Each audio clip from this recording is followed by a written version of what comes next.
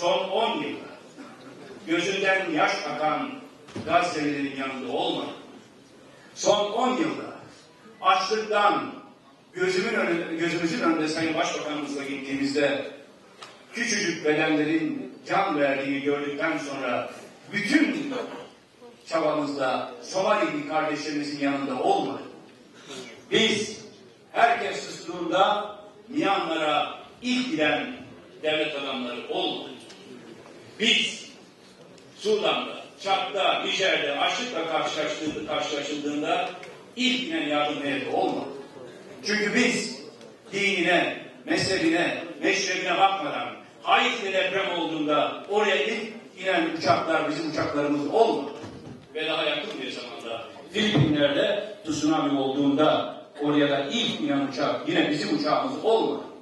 Her türlü milletin soracağı hesaba açığız. Açık olmak zorundayız.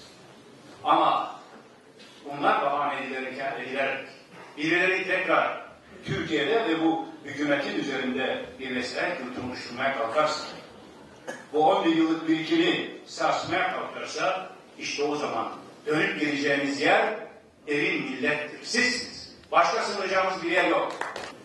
Bugün Türkiye'ye dönük olarak maalesef bazı oyunlar içinde olanların yurt dışında yazılan makalelerle Sayın Başbakanımıza, bazen bendenize ve diğer arkadaşlara yönelik o bırakın eleştiri sözünün hafifliğini, saldırı oklarını yönetenlerin esas hedefi Türkiye'nin bu iç barışı ve bu iç barış üzerinde yükselen Türkiye imajıyla birlikte Orta Doğu'nun, Balkanların, Kafkasya'nın, Orta Asya'nın yönünü Türkiye'ye dönmüş olmasıdır.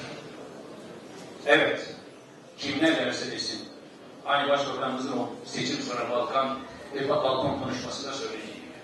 Artık Türkiye'nin geleceği Balkanların geleceğidir. Bütün kardeş halklar ayağa kalkacak. Türkiye ayağa kalktığında beşeriyetin vicdanı ayağa kalkacak. Selam olsun bu kıyamda omuz omuz olanlara. Selam olsun bu kıyamda kalpleri ortak çarpanlara. Selam olsun bana.